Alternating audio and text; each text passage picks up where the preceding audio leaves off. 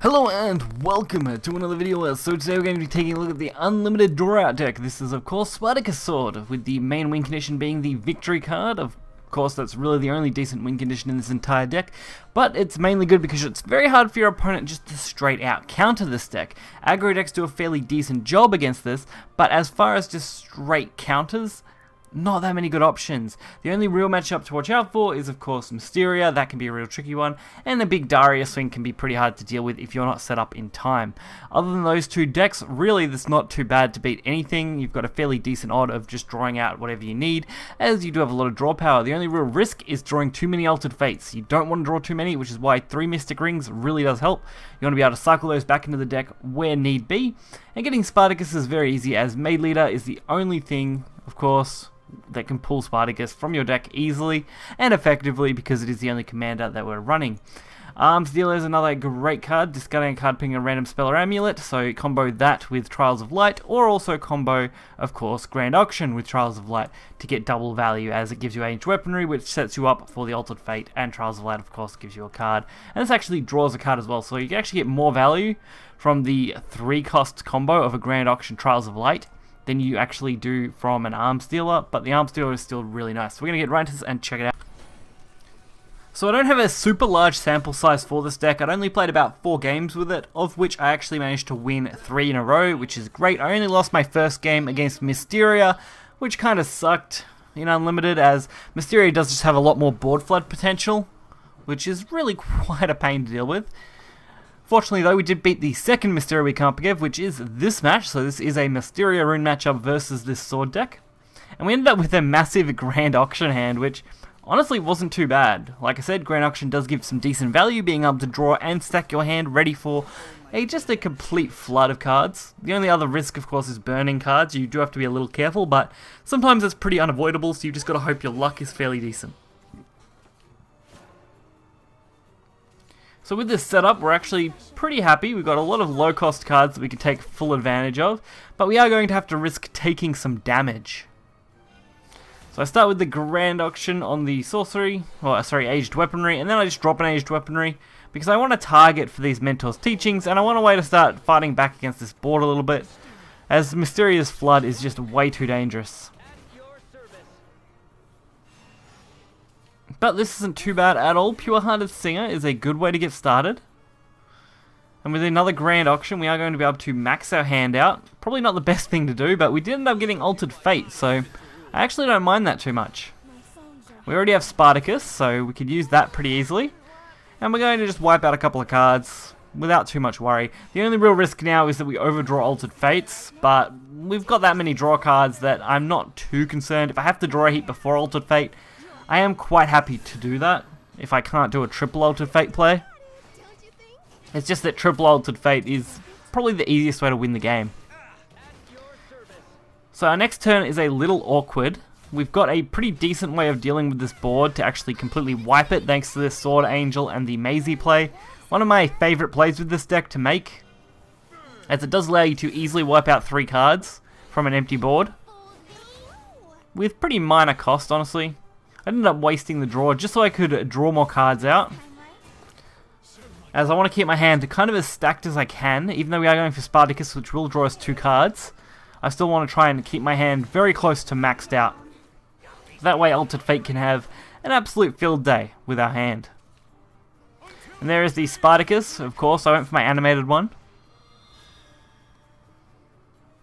And that is going to pretty comfortably remove the 3/3.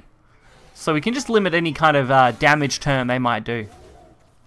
And from here, it's just really a matter of us getting a decent draw off this Altered Fate and not, of course, bricking our hand out. Which is a very big risk with this deck sometimes, that you just don't get the Altered Fates you need on time. But overall, I found it was more consistent that I could get my Altered Fates than not in the games that I'd played. I mean, when you're drawing 9+ cards at a time, it's very easy to just Altered Fate back to back. And even if you don't, I mean, you've got the Mystic Rings and other cards that you can kind of take advantage of, especially since you're only activating on 7, so you do have 1 play point to mess around with. Which of course does make that very easy to just throw an Altered Fate back in if you happen to draw 2 of them in the same Altered Fate draw. So if I Alter Fate, and then I end up drawing 2. Usually I'll have a Mystic Ring as well that I can just throw the Altered Fate away with and draw again. So we get at least usually a one-off chance to send one of those Altered Fates back into the deck on turn 7 so we can win the game, which is pretty good. Can't go wrong with that. This hand's a little awkward. I kept the cards we had mostly. The Pure Hearted is quite nice, and the Trial of Light's okay. We did end up getting our Altered Fate, which isn't bad. I don't mind pulling our Altered Fate early, but it is a little clunky because you're not using it until late game. So every card you now draw after that becomes a risk of stacking multiple Altered Fates. The only real advantage is I did end up getting Mystic Ring, which I may decide to use just to remove a Spartacus from my hand because I don't really need 2 in my hand, and the draw for Mystic Ring might be a little bit better. But Haven players can be a little tricky, as their health bodies are quite large, making it a little difficult. And we do have a couple of nice trials. Trail of Light. I always thought it was Trial, but mistake on reading it. Trail of Light, just kind of sitting in our hand now. Emperor the Sword Angel. Ugh, not really something you want to fight now, but we should be able to deal with this very easy using a combination of cards here. I mean, we've already got the Pure Hearts on board, so we don't actually need to use our Maisie anyway. We can probably actually hold on to that in case we end up with a worse turn 6 or 7 that we have to deal with. The odds of that, I reckon, are fairly low, but better than taking the risk. There's another Spartacus. Drawing all our Spartacuses this game. And we did burn 1 card there. Not that worthwhile, honestly. And we're going to burn probably 1 more, of course, once we evolve the Spartacus, as he is going to draw at the end of the game a couple of cards for us. And I just ping off damage wherever I can, just in case. I really can't think of any way that an opponent's deck could really cripple you, so that's probably why the Haven deck did concede. They realized, hey, probably not going to be able to deal with this and win the game, so may as well pass the concede now. So because this deck was doing so well, and I did pull off that Haven game fairly easily without even having to go for the combo, because they of course conceded, I wanted to throw in 1 more game just to show this deck off, and go for the same sort of line of play that you would probably want to go. Blood is a trickier matchup because it is highly aggressive, and aggressive decks of course can cripple this kind of deck very quickly if they can flood the board. So I tried to hold on to whatever I kind of could as far as usurping went, just so I could remove whatever they played. Going first really does help in this kind of situation though. So we don't really mind taking damage, we just need to stay out of lethal range as long as we can. In this match I actually make a small error by putting myself in lethal range when I probably shouldn't have, but that doesn't come for a few more turns yet. So I let them go for turn 3. No real issue so far. Taking small amounts of damage. Not too concerned. I decided to ram the Pure Hearted in case I want the extra draw power. I just thought that was the way to go, and I decided to play the Mentor's Teaching because I had 1 play point spare and nothing to really do with it. Plus in this matchup I don't really need the Mentors too much to get over things. This is where I made a little bit of a mistake. I let them get a 5-7 damage follower, especially when they'd already dropped me by 5, so puts me in a real dangerous spot here.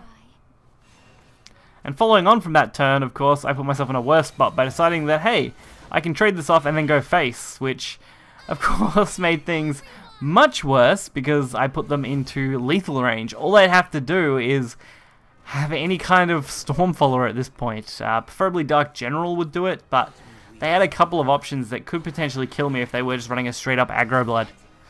Fortunately, they didn't end up with having either of those cards, so that was good for us.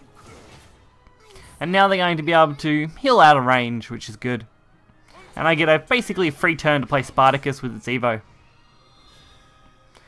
And since we do have our Mystic Rings, I'm pretty happy about that. As long as we don't banish another Altered Fate, we should be good. Banishing Altered Fate, of course, is my biggest fear when you overdraw. Because there's just no way to get that back then. But wiping the board that way and keeping up a 6-6 did make this game a lot easier. Again, the risk was they would draw lethal. There wasn't really many options for them to do so, but it was definitely a risk. So now it's just relying on these Altered Fates to finish the game and get us that victory.